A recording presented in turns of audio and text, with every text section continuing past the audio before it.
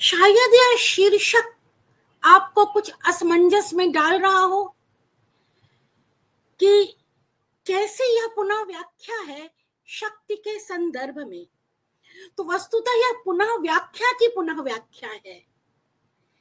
यह शक्ति को, देवी को, सनातन धर्म को जो विदेशी लेंस से देखने का प्रयास विगत कुछ वर्षों में, 20-25 वर्षों में, 30 वर्षों में हो रहा था, जहां यह प्रयास एक तरह से देवी को, उसके अध्ययन को, उसकी जड़ों से, उसकी आस्था से, उसकी परंपरा से अलग करके मनोवैज्ञानिक ढंग से, सामाजिक ढंग से, आर्थिक ढंग से और एक पृथक सांस्कृतिक परिप्रेक्ष्य में देखने का प्रयास हो रहा था, उसकी पुनः व्याख्या करने की चेष्टा इस व्याख्यान में मैं करूंगी।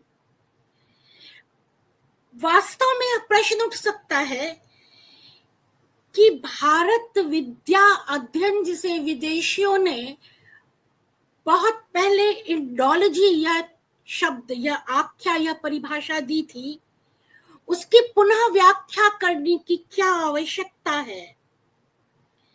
क्या यह पुनः व्याख्या हम अपनी परंपरा को एक आधुनिकता के चश्मे से देखना चाह रहे हैं?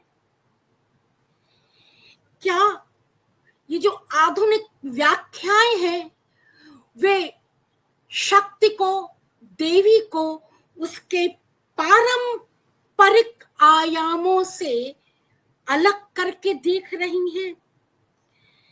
और इन नवीन प्रयासों में, चाहे वह वेंडी डोनिजर का हो, चाहे वह स्टैनली डी क्रूज का हो, चाहे वह सुजन वेडले का हो, चाहे वह मैकेंजी ब्राउन का हो, उसमें देवी को देवी की तरह नहीं देखने का प्रयास करके भारतीय स्त्रियों के एक रूपक में देखने का प्रयास किया गया है।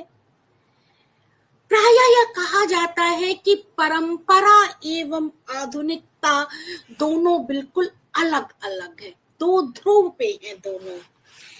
एक जो है हमारे अतीत से आता है और फिर वह वर्तमान को दिया जाता है।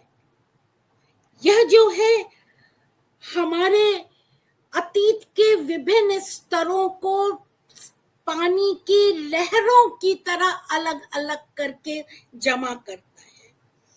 परंपरा सदैव हमारे साथ रहती है, परंतु हम कब इसके प्रति जागरूक होते हैं, इसके प्रति चैतन्य होते हैं, जब यह हमारा अतीत बन जाती है। और दूसरी ओर यह एक ज्ञान है, बोध है, किसका? उज्जवल भविष्य की ओर। यह एक क्रांति है, यह विकास है, परिवर्तन है, और साथ साथ आधुनिकता क्या है? वह तर्क। दोनों अलग। परंपरा हम अतीत से ग्रहण करके भविष्य की ओर ले जाते हैं, और आधुनिकता जो है वह एक उसमें क्रांति लाती है, उसमें एक ज्ञान लाती है, एक बोध लाती है।